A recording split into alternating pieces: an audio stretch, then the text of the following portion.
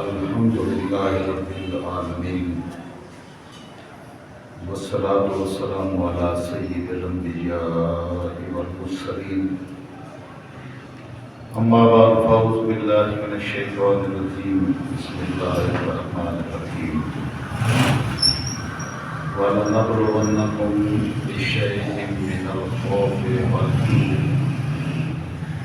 ونقص من الأموال والأنفس والثمرات وبشر الصابرين الذين إذا أصابتهم مصيبة قالوا إنا لله وإنا إليه راجعون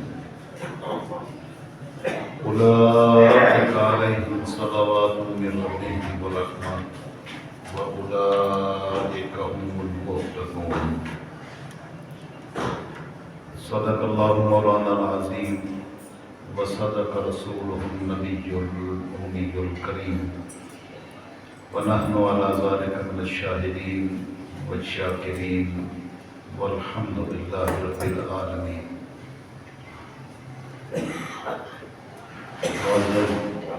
حاضرین و ناظرین و سامعین،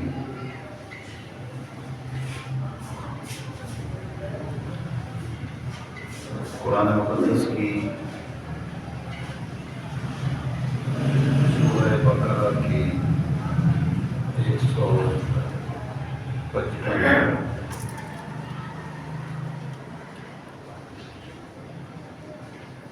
156 اور 157 کی آیات مبارکہ کی میں نے اس تلاوت کی.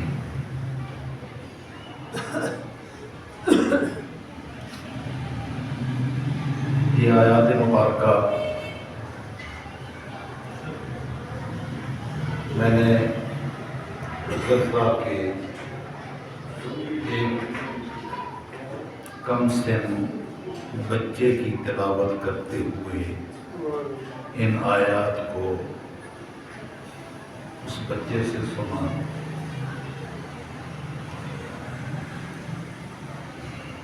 تو میں نے آج کی گفتگو کے لیے انہی آیات مبارکہ کو منتخب کیا.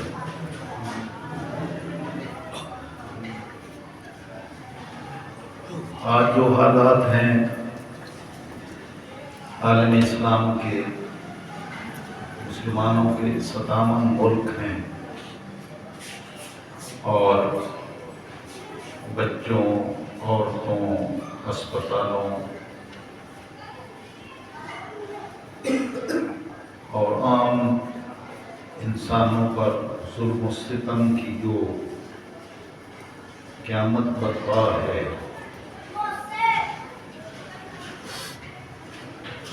اس کے ضمن میں بڑا دل گرفتہ ہے. من میں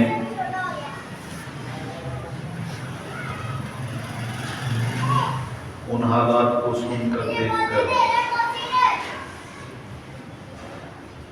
پریشانی کی کیفیات ہر صاحب دل پر طاری ہیں، اور اس کے ذمہ دار جب ہم غور و فکر کرتے ہیں تو ہم خود ہیں اس کے ذمہ دار. وہ بچہ اپنے گھر بار کی ایک اینٹ سے اینٹ اس کی بجا دی گئی. نہ گھر بچا، نہ والدین بچے، نہ اعزاء و اقارب رشتے دار بچے. اکیلا تنہا اس ملبے کے اوپر بیٹھے ہوئے ان آیات مبارکہ کی تلاوت کر رہا. آنکھوں سے آنسو بہہ رہے تھے اور اس کا دل اپنے رب کی یاد میں اپنے مالک کی ذات کے ساتھ جڑا ہوا تھا. اور وہ ان تمام حالات و واقعات کو آنکھوں سے مشاہدہ کرنے کے باوجود مایوس نہیں تھا کہ یہ جو سب کچھ لٹ گیا، یہ کچھ باقی نہیں بچا، تو اس میں ہم دل گرفتہ ضرور ہیں مگر مایوس نہیں۔ اتنی خوبصورت آواز میں تلاوت کر رہا تھا کہ مالک الملک نے حکم دیا ہے وَلَنَبْلُوَنَّكُمْ بِشَيْءٍ مِّنَ الْخَوْفِ، اے مومنین ہم تمہیں ضرور آزمائیں گے ہر قسم کے خوف طاری کر کے، والجوع، بھوک سے تمہیں آزمائیں گے، وَنَقْصٍ مِّنَ الْأَمْوَالِ، مالوں کی کمی سے تمہیں آزمائیں گے، مال نہیں رہیں گے،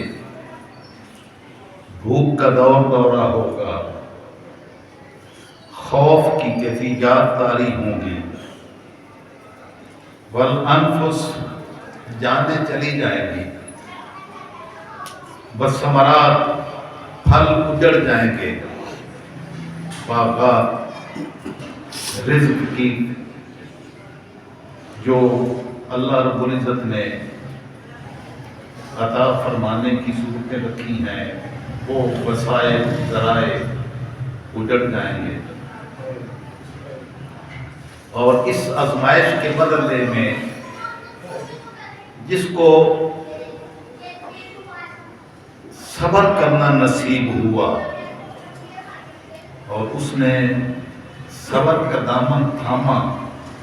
تو مالک الملک نے ارشاد فرمایا کہ ہم اپنوں کو اسی طرح ہی آزماتے ہیں، لیکن جو صبر کرنے والے لوگ ہیں ان کو خوشخبری سنا دو۔ یعنی اس حال میں جب کچھ باقی نہ بچے اور اس کو اللہ رب العزت نے اپنی ذات کے ساتھ جوڑنے کا سلیقہ سکھایا کہ تم اس حال میں بھی ہم تم پر یہ آزمائشیں ڈالیں گے، لیکن تمہیں صبر کرنا ہو۔ ان آیات سے پیچھے جو آیات مبارکہ تھیں اس میں فرمایا فَاذْكُرُونِي أَذْكُرْكُمْ، تم اپنی لائن میرے ساتھ جوڑ لو اور مجھے یاد رکھو، اذکرکم، تو میں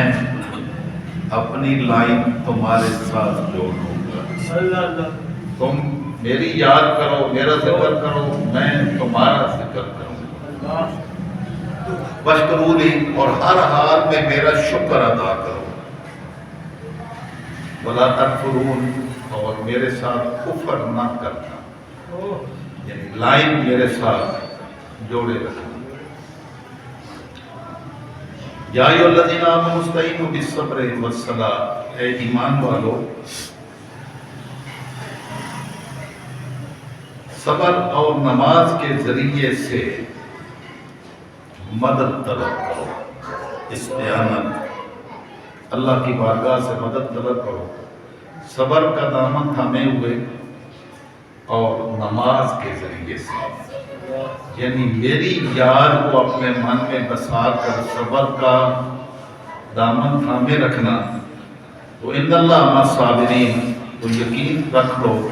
کہ اللہ صبر کرنے والوں کے ہی ساتھ ہوتا ہے۔ اور آگے فرمایا وَلَا تَقُولُوا لِمَن يُقْتَلُ فِي سَبِيلِ اللَّهِ أَمْوَاتٌ، اور جو اللہ کی راہ میں اپنی جان کی بازی بھی لگا دیتے ہیں اور اپنی جانیں بھی لٹا دیتے ہیں، تو ان کو تم اموات، مردہ نہ کہو، وہ مردہ نہیں ہے، بل احیاء، بلکہ وہ زندہ ہیں، ولکن لا تشعرون، تمہیں اس کا شعور نہیں۔ ان سے پوچھو نا کہ ان کو کیا زندگی میسر آئی ہے، دیکھنے والے تم لوگ تو سمجھو گے کہ وہ شاید بازی ہار گئے ہیں، لیکن وہی بازی جیت گئے۔ تو اب نہتے لوگ بے سر و سامانی کی عالم میں دنیا کفر کے ظلم کا جنہوں نے وہاں قبضہ کیا ہوا تھا ان کے خلاف برسر پیکار ہیں، اور عقل والوں کو سمجھ نہیں آتی کہ اس حال میں انسان کیسے ڈٹ سکتا ہے۔ لیکن اصل بات یہی ہے کہ جو لوگ اپنی لائن کو اپنے مالک کی ذات کے ساتھ جوڑتے ہیں ان کو اللہ حوصلہ دے دیتا ہے، اور یہ حوصلے کی بات ہوتی ہے تو وہ ہر حال میں خوش ہوتے ہیں، ہر حال میں پریشانی کے عالم میں بھی اپنی زبان پر کوئی ایسا کلمہ نہیں لاتے جو بے صبری کا اظہار ہو، اس حال میں بھی یہی مومن کی شان ہے کہ وہ ہر حال میں اپنی لائن کو اللہ رب العزت کی ذات کے ساتھ جوڑے رکھتا ہے۔ سید الانبیاء صلی اللہ تعالی وسلم کی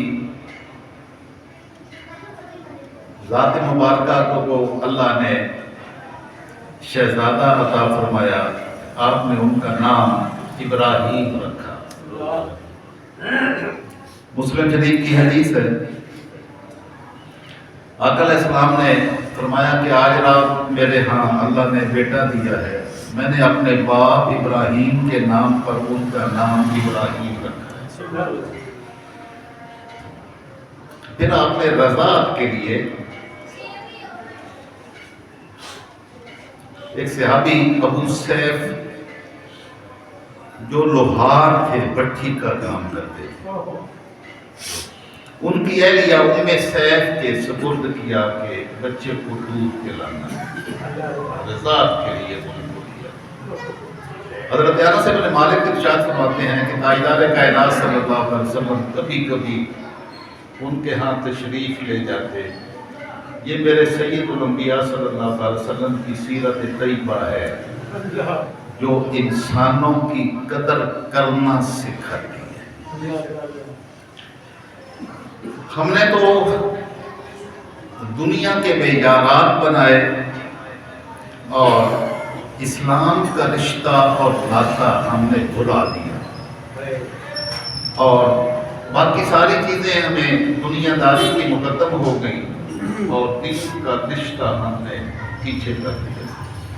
آقا علیہ السلام ان کے گھر کبھی کبھی تشریف لاتے اور اپنے شہزادے سیدنا ابراہیم کو اپنی زیارت کرواتے، تو آپ گود میں لیتے، ان سے پیار کرتے اور پھر تشریف لے جاتے۔ وہ بیمار ہو گئے تو آقا علیہ السلام ان کی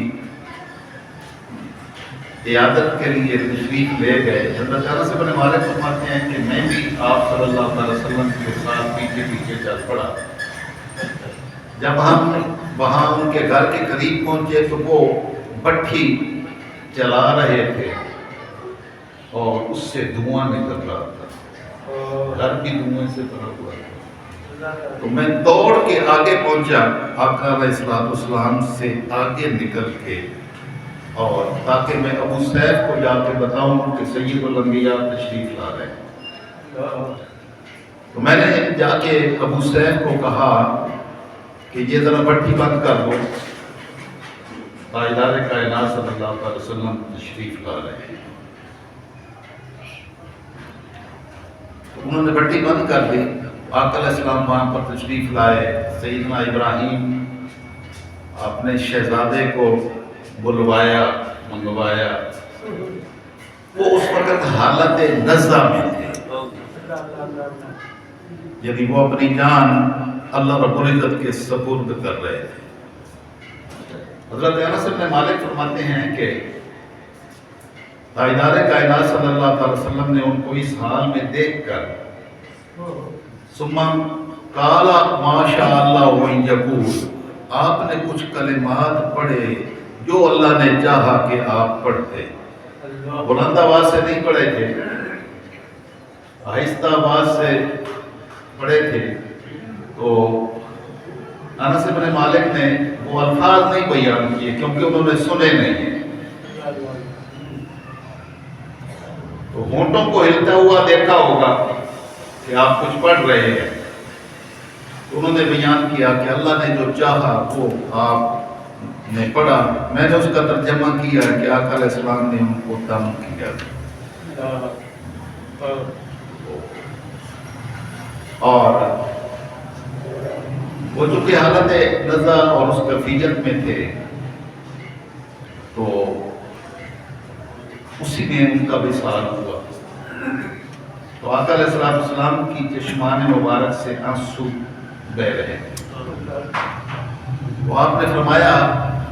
تدمع العین ویحدق القلب، آنکھیں آنسو بہاتی ہیں اور دل غم زدہ ہوتا ہے، لیکن ولا نقول الا بما یرضی ربنا، ہم اپنی زبان پر کنٹرول رکھتے ہیں اور کوئی ایسا کلمہ نہیں کہتے جو ہمارے رب کی رضا کے خلاف، ہم صرف اپنی زبان سے وہ کلمات کہتے ہیں جو جس سے ہمارا رب راضی ہے۔ تو مومنین کو ہر حال میں، ہر تکلیف میں، ہر پریشانی میں اپنے رب کی ذات کے ساتھ تعلق بندگی کی لائن جوڑے رکھنے کا سبق سکھایا اور پڑھایا، اور پھر آپ نے ارشاد فرمایا واللہ یا ابراہیم، اللہ کی قسم اے میرے شہزادے، اتنا بے کر محزونون، ہم تیری وجہ سے بڑے دل گرفتہ ہیں، دل پر کنٹرول نہیں ہوتا، وہ غم زدہ ہوتا ہے، آنکھوں پر بھی کنٹرول نہیں ہوتا، وہ آنسو بہاتی ہیں، تو مجھے وہ بچہ یاد آیا جو زبان سے تو قرآن مقدس کی تلاوت کر رہا ہے، سامنے سارے مظاہر ہیں، گھر بار اجڑ گیا ہے، اینٹ سے اینٹ بجا دی گئی ہے، آنکھیں آنسو بہا رہی ہیں، لیکن زبان پر قرآن مقدس کی آیات کی تلاوت کر رہا ہے۔ یہی میرے آقا صلی اللہ علیہ وسلم نے سبق سکھایا تھا، جنہوں نے اپنی تربیت اور اپنی اولاد کی تربیت اس نہج پر کی تو وہ اپنی لائن کٹنے نہیں دیتے، وہ ہر حال میں جڑی رہتی ہے۔ تمہارے کو ملک فرماتا ہے وبشر الصابرین، آزمائشوں کے مراحل سے ہم گزارتے ہیں، لیکن میرے محبوب کچھ خبری سنا دے جو صبر کرنے والے لوگ ہیں، ان کو بشارت دے دے الذین اذا اصابتهم مصیبت، جب ان کو مصیبت پہنچتی ہے تو قالوا انا للہ و انا الیہ راجعون، وہ کہتے ہیں ہم تو خود اللہ کی راہ پر قربان ہونے کے لیے تیار بیٹھے ہیں،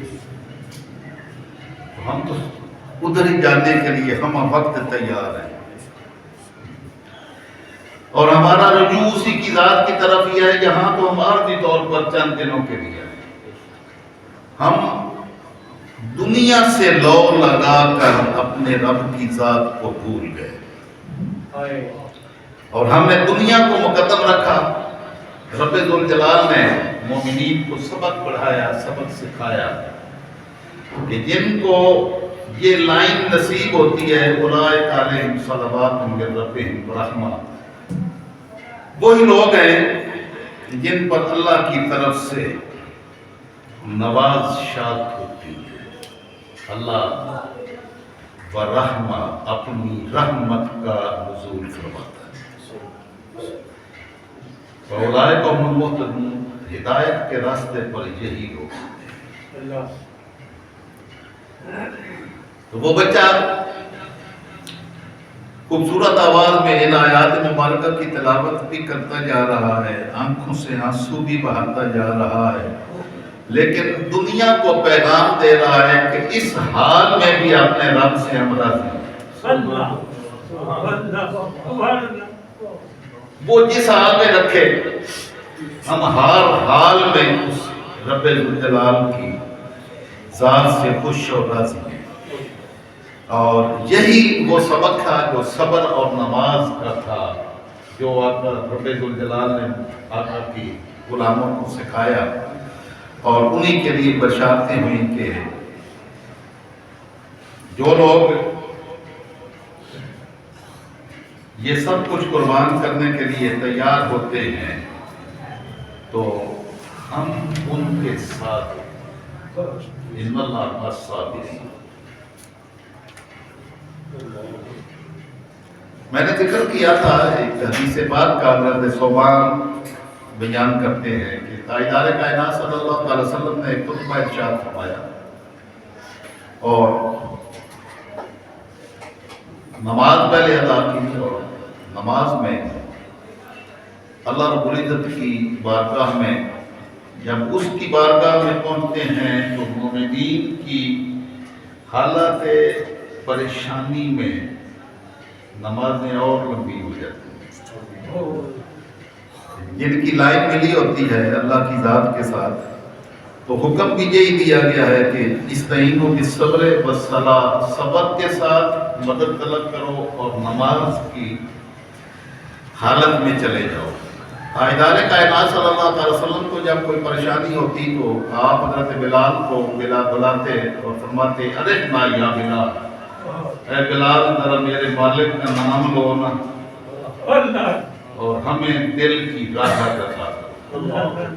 یعنی اللہ اکبر کا اعلان کرو، تو یہ راحت اور سکون کا ذریعہ اور سبب ہے، اور آپ حالت نماز میں چلے جاتے۔ مومنین کا وتیرہ کار، طریقہ کار یہی اللہ اس کے رسول صلی اللہ علیہ وسلم نے بیان کیا۔ تو وہ میں نے جو حدیث پاک بیان کی، تو یہ تاجدار کائنات صلی اللہ علیہ وسلم کا وہ خلق ہے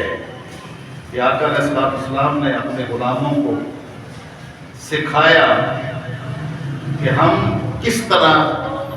اللہ کی دی ہوئی عزتیں آگے بانٹتے ہیں۔ اللہ کے رسول جو سید الانبیاء ہیں، اس سے زیادہ معزز عزت والی ذات اور کون ہوگی؟ لیکن آقا علیہ السلام نے ایک بٹھی والے کے گھر میں اپنے شہزادے کو رضاعت کے لیے رکھا، یعنی اصل کمال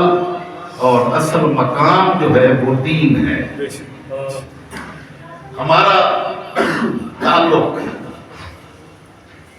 اور حوالوں سے تو ہوتا ہے، اور شاید زندگی میں کبھی دین کا حوالہ باقی نہیں رہتا۔ تو ہمارے سارے تعلقات، دوستیاں، خیرات، افطاریاں، ولیمے سارے اور بنیادوں پر چلتے ہیں، دنیا کے تعلقات کی بنیادوں پر، لیکن مومنین کے سارے تعلقات اللہ اور اس کے رسول کے نام پر چلتے ہیں۔ تاجدار کائنات صلی اللہ علیہ وسلم نے وہ اپنی عملی زندگی میں یہ سبق سکھایا کہ ہم ہر حال میں خوش ہیں۔ آپ نے ان کے زندہ رہنے کی دعا نہیں کی،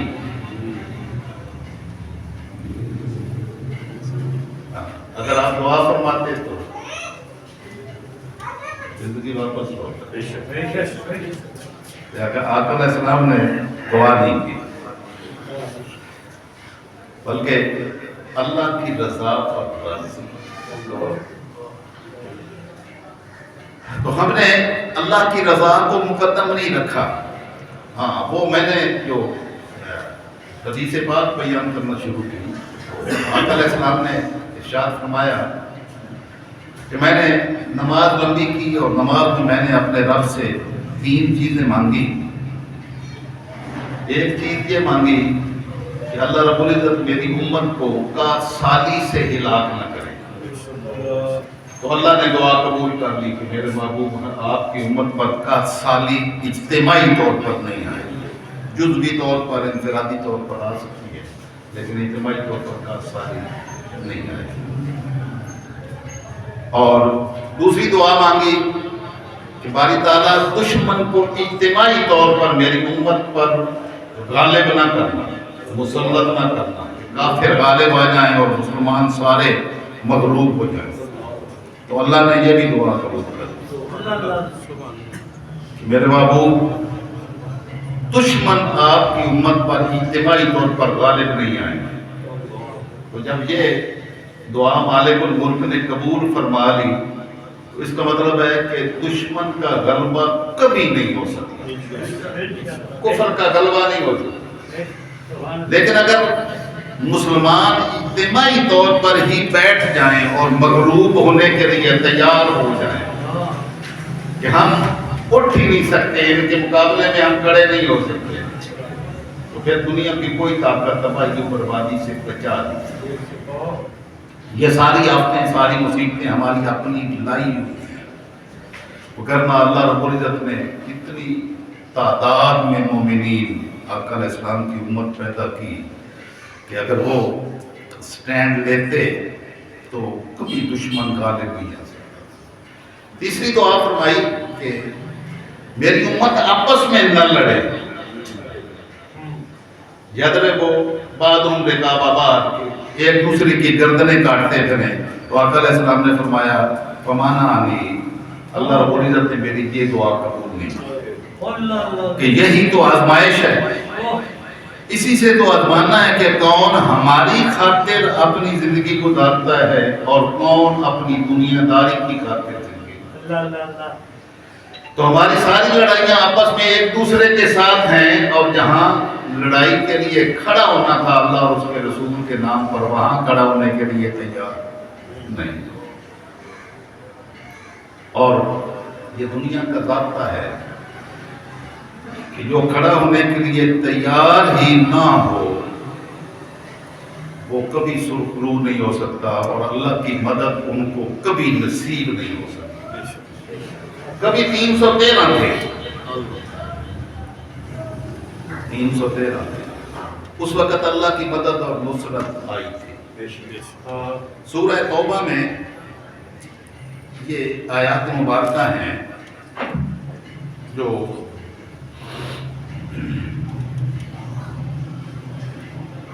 اللہ رب العزت نے مومنین کو اپنی زندگی کا طریقہ کار گزارنے کا سکھایا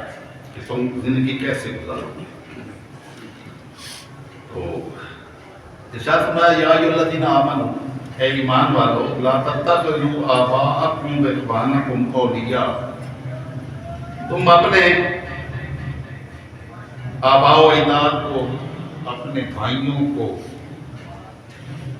بھی اپنا دلی دوست نہ بناؤ،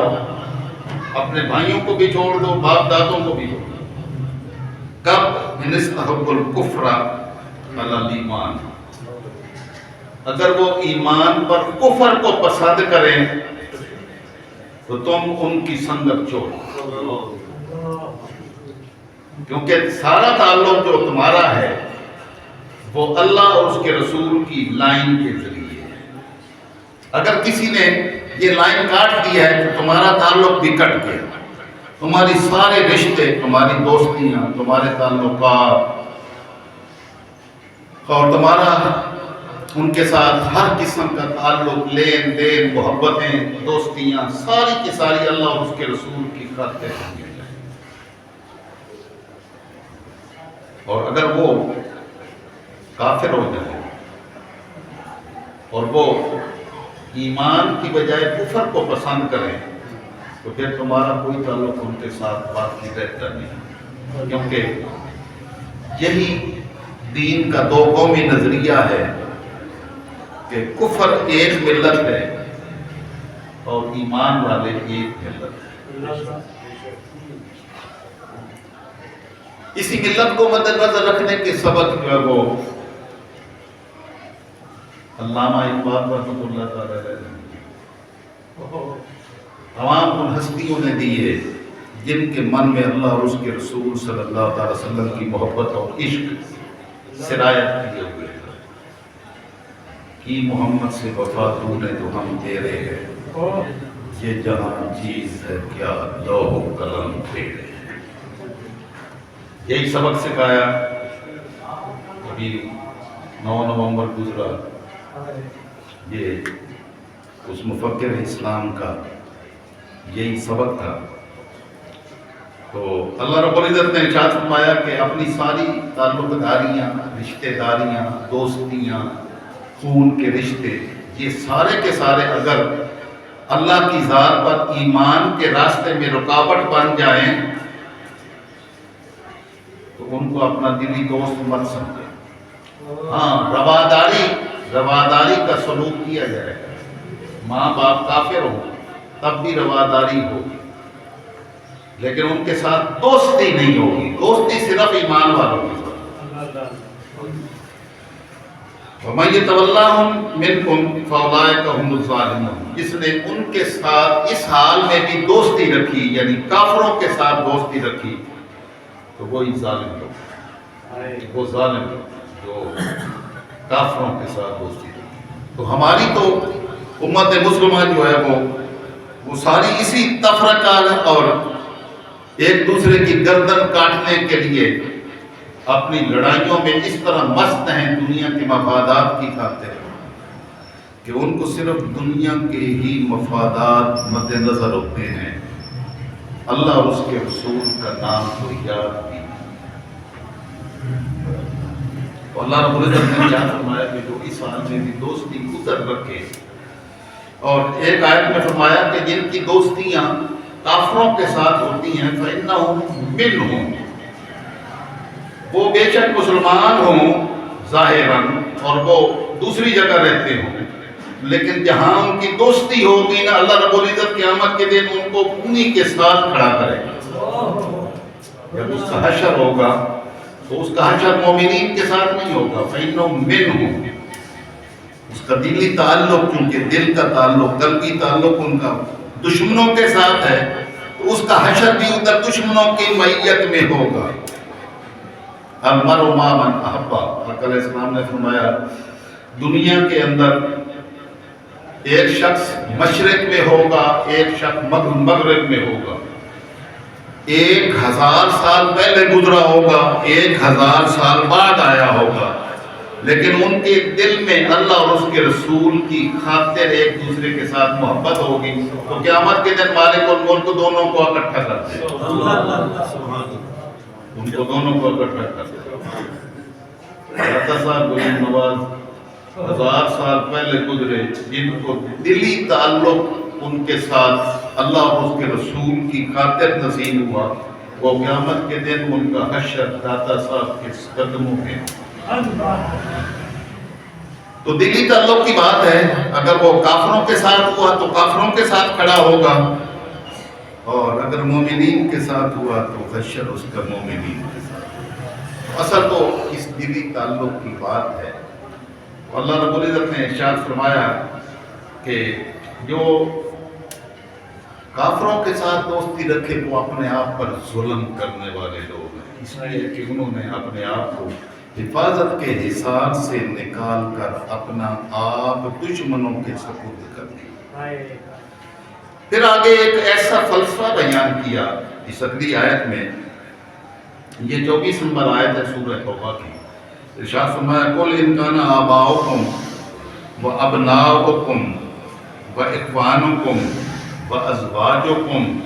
وَعَشِيرَتُكُمْ وَأَمْوَالٌ اقْتَرَفْتُمُوهَا وَتِجَارَةٌ تَخْشَوْنَ كَسَادَهَا وَمَسَاكِنُ تَرْضَوْنَهَا أَحَبَّ إِلَيْكُم مِّنَ اللَّهِ وَرَسُولِهِ وَجِهَادٍ فِي سَبِيلِهِ فَتَرَبَّصُوا حَتَّىٰ يَأْتِيَ اللَّهُ بِأَمْرِهِ۔ جتنے رشتے دنیا کے اندر انسان کو اپنی طرف مائل کرنے والے ہیں، اور ان رشتوں کی خاطر، ان مجبوریوں کی خاطر انسان اللہ اور اس کے رسول کو پیچھے چھوڑ دیتا ہے اور ان کو مقدم رکھتا ہے، وہ سارے گنوا دی۔ ایک ایک چیز مالک الملک نے گنوا دی، جہاں ہم ان کی خاطر، ان رشتوں کی خاطر اللہ اور اس کے رسول صلی اللہ علیہ وسلم کو بھلا دیتے ہیں۔ اولاد کی خاطر انسان پتہ نہیں کتنے اپنے آپ پر ظلم کر دیتا ہے، لیکن اسی کے جنازے میں ساتھ اگر جائیں تو آپ کو پتہ چلے گا کہ وہ اپنے کفن میں اپنی جیب میں وہ جتنی بھی بے ایمانیاں کر کے تو مال جمع کیے تھے نا، ایک ڈھیلا بھی ساتھ نہیں لے گئے۔ تو لوگوں کو جنازوں میں شرکت کرنی چاہیے، اور قبر میں دفناتے ہوئے بھی وہ نظارے اپنی آنکھوں سے دیکھنا چاہیے کہ دنیا میں جتنا مرضی کوئی بڑے سے بڑے مال کا مالک تھا، وہ سارے اموال منتقل ہو گئے، ایک دھیلا بھی اس کے پاس نہ رہا سوائے اللہ اور اس کے رسول کے نام کے، اور کوئی کے ساتھ نہیں رہا۔ اللہ رب العزت نے ارشاد فرمایا ہے میرے محبوب صلی اللہ علیہ وسلم کو آپ فرما دیں، ان کان آباؤکم، اگر تمہارے باپ، و ابناؤکم، تمہارے بیٹے، آبا و اجداد کے ساتھ تعلق ہوتا ہے، ماں باپ کے ساتھ تعلق ہوتا ہے، یا اولاد کے ساتھ ہوتا ہے، یعنی اوپر کی نسل نیچے کی نسل، و اخوانکم، تمہارے بھائی دائیں بائیں، بازو ہوتے ہیں بھائی، و ازواجکم، اور تمہاری بیویاں، عورتوں کے لیے خامد اور خامدوں کے لیے بیویاں، یہ وہ رشتے ہیں اوپر نیچے دائیں بائیں، وعشیرتکم، اور دائیں بائیں میں پھر اپنا خاندان عشیرہ، ان کے ساتھ ایک محبت کا تعلق ہوتا ہے، انسان ان کی خاطر بڑی مجبوریوں میں پھنس جاتا ہے، اور پھر جب فیصلہ کرنا پڑتا ہے تو فیصلے پہ انسان زندگی کی بازی ہار جاتا ہے، یعنی یہ رشتے مقدم ہو جاتے ہیں۔ کبھی کسی کو دیکھا ہے آپ نے، بڑا متقی شخص ہو، بڑا پرہیزگار ہو، بڑے جبے کپے ہوں، بڑا نمازی ہو، بڑا حاجی ہو، اس نے یہ کہا ہو کہ یہ میرا بیٹے نے جرم کیا ہے، اس کو سزا دو۔ اس کا مطلب ہے کہ یہ رشتے مقدم ہیں، اللہ اور اس کے رسول کا حکم مقدم نہیں ہے۔ میرے آقا نے تو فرمایا تھا، وہ جب ہم کے بارگاہ میں سفارش کی گئی کہ یہ بڑے خاندان کی عورت ہے جس نے چوری کی ہے، تو آپ نے ارشاد فرمایا تھا، لو سارقت فاطمہ بنت محمد اگر محمد صلی اللہ علیہ وسلم کی بیٹی سیدہ فاطمہ جو جگر کا ٹکڑا ہے، آقا علیہ السلام نے اپنا فرمایا، اگر وہ بھی اس جرم کا ارتکاب کرتی تو میں اس کا بھی حق کرتا۔ یعنی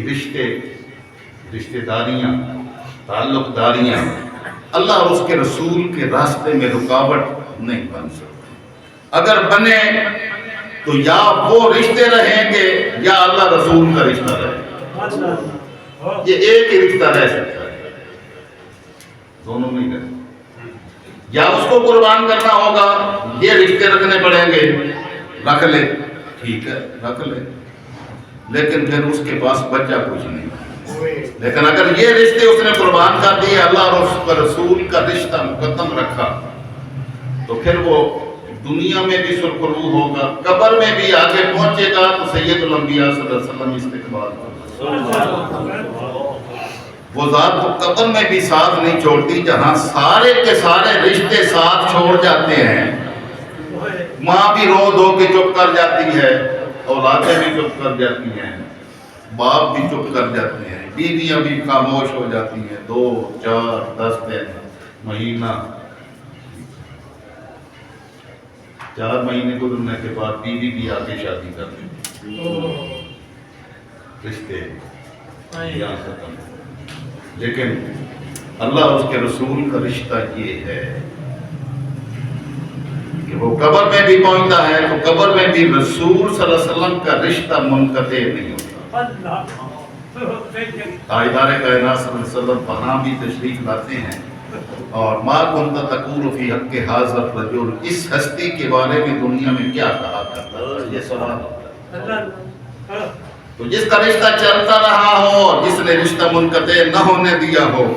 تو اس کی زبان سے، اس کی آنکھوں سے پہچان مصطفیٰ ہوتی ہے۔ تو فرشتے کہتے ہیں کہ نم کنومت القروس، لا یوقظ الا حق علیہ، اب آپ آرام کریں، بس یہ قبر بھی تیرے لیے جنت ہے۔ یہ کن کے لیے ہوتی ہے؟ جن کے رشتے، جن کی تعلق داریاں اللہ اور اس کے رسول کے لیے ہوتی ہیں، اور کوئی رشتہ ان کے راستے میں رکاوٹ نہیں بنتا۔ تو اللہ رب العزت نے وہ سارے رشتے گنوائے، اور ساتھ پھر مال، یہ آبا و اجداد، باپ، بیٹے، بھائی، بیویاں، و عشیرت، پورا کنبہ، خاندان، و اموال، اور مال، نقترفتموہا، جن کو تم بڑی محنت کے ساتھ کماتے ہو، رات دن لگے ہوتے ہو ان کو کمانے میں، و تجارت تخشون کسادہ، اور تمہاری وہ تجارت جس میں تمہیں ڈر لگا رہتا ہے کہ کہیں نقصان نہ ہو جائے۔ تو ساری چیزیں مالک نے گنوا دی، یہاں بس نہیں کی، آگے اور بھی بتایا، وہ مساکن ترضونہا، تمہارے گھر بار محلات جن کو دیکھ کر تم خوش ہوتے ہو، یہ گھر بار بھی، یہ تمہارے محلات بھی، احب الیکم من اللہ ورسولہ، اگر تم نے ان کو اللہ اور اس کے رسول سے زیادہ پیار کیا اور اس کے مقابلے میں اللہ رسول کو چھوڑا اور ان کو اختیار کر لیا، وجہاد فی سبیلی، اللہ رسول کے مقابلے میں بھی ان کو پسند کیا، اور اللہ کے راستے میں جہاد کے مقابلے میں بھی ان کو پسند کیا۔ جہاد کے لیے یہی چیزیں راستے میں رکاوٹ ہوتی ہیں، انسان کی زبان بھی گنگ ہو جاتی ہے، حق کا کلمہ صرف زبان سے نکال بھی نہیں سکتا، بد نصیبی کی انتہا ہے۔ 57 مسلمان ملک ہیں، مسلمانوں پر، بچوں پر، عورتوں پر ہونے والے ظلم کے لیے کافر بھی چیخ پڑے ہیں، لیکن مومن نہیں چیخے۔ فتربصوا، اللہ رب العزت نے ارشاد فرمایا بس پھر تم انتظار کرو حتی یاتی اللہ بامرہ، اللہ اپنا حکم صادر فرمائے، اللہ کا حکم آنے کا انتظار کرو۔ واللہ لا یہدی القوم الفاسقین، اللہ نافرمان لوگوں کو کبھی ہدایت نہیں دیتا، وہ کبھی سرخرو نہیں ہوتے، بس سمجھو کہ تم نے اپنی زندگی کی بازی کھا لی۔ یہ وہ سبق ہے جو رب ذوالجلال نے اپنے محبوب کے غلاموں کو سکھایا، اور اس سے آگے پورا رکوع جو ہے وَلَقَدْ نَصَرَكُمُ اللَّهُ مَوَاطِنَ كَثِيرَةً، اگر تمہاری لائن جڑی رہی تو پھر مالک الملک کی مدد اور نصرتیں آئیں گی، اور تم بظاہر جو ہے وہ کتنے بے سر و سامانی کے عالم میں ہی کیوں نہ ہو، تو مالک الملک فرماتا ہے کہ پھر ہمارے فرشتے آئیں گے، ہم اپنی مدد تم پر نازل اس طرح کریں گے کہ دنیا کفر ساری اکٹھی ہو کر بھی تمہارا بال بھی کر نہیں کر سکے۔ اب وہ بچے کی رونے کی کیفیات آپ بھی اپنے ذہن میں لے آئیں، وہ بچہ گرے ہوئے گھر پر، ہر شے اجڑی پڑی ہے،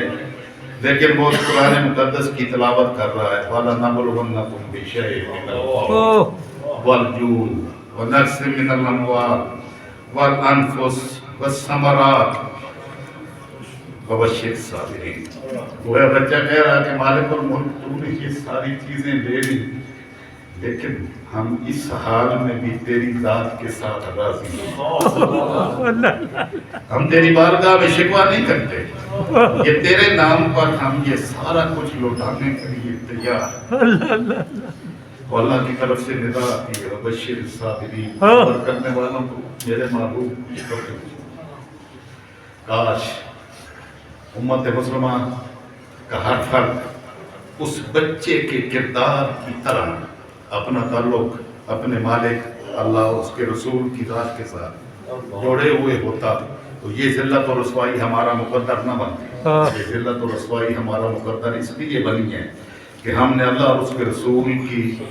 رشتے کو صلی اللہ علیہ وسلم پیچھے چھوڑ دیا، اور باقی سارے رشتے جو اللہ نے گنوا کے بتایا تھا کہ اللہ کے جہاد کے راستے میں اور اللہ رسول کی محبت اور اس کی لائن کے راستے میں کسی کو شے کو بھی رکاوٹ نہ بننے دینا، تو ہم نے ادھر اس کو چھوڑ دیا، ادھر رشتہ قائم رکھا، تو پھر مالک کی طرف سے نافرمان لوگوں کو کبھی مالک الملک ہدایت نہیں دیتا، کامیابی اس کو نہیں کرتا۔ امت مسلمہ کے لیے سبق ہے، ہمارے میں ہر فرد کے لیے سبق ہے کہ ہم اپنے مالک اور اس کے رسول مکرم صلی اللہ علیہ وسلم کے راستے میں ہر قربانی دینے کے لیے تیار ہوں، تو کبھی ذلت و رسوائی اتنا ہمارا مقدر نہ بنتی جتنی آج صورت ہو گئی، کیونکہ 313 جب کھڑے ہوئے تھے نا تو ساری دنیا کی جمعیت اکٹھی ہو کے آئی ہوئی تھی، دنیا کفر کی، تو مالک الملک نے ان ساروں کو ایسا تباہ و برباد کیا کہ وہ 70 بڑے بڑے کافر اس جنگ میں مارے گئے، اور آقا علیہ السلام نے ان کو گڑھے میں ڈال کر ارشاد فرمایا تھا ہل وجدتم ما وعد ربکم حقا، جو رب نے تمہارے ساتھ وعدہ کیا تھا وہ سچا پا دیا ہے یا ابھی باقی ہے؟ صحابہ نے عرض کی یا رسول اللہ یہ سنتے ہیں جن سے آپ خطاب فرما رہے ہیں، آپ نے فرمایا یسمعون ولکن لا یجیبون، یہ سنتے ہیں جواب دینے کی صلاحیت نہیں رکھتے، سن رہے ہیں میں کیا کہہ رہا ہوں۔ تو قبل اس کے کہ وہ وقت آئے اور جہاں ہمیں بھی کہا جائے کہ تم نے کیا کیا تھا، جو کہ اللہ اور اس کے رسول کی بارگاہ سے تعلق توڑتے ہیں ان کا مقدر رسوائی بنتی ہے، اور اگر یہ رشتہ مقدم رہے غلامی کا، اللہ کی بندگی کا، تو مالک الملک کبھی اپنے ماننے والوں کو رسوا نہیں ہونے دیتا۔ ہمارا رہنا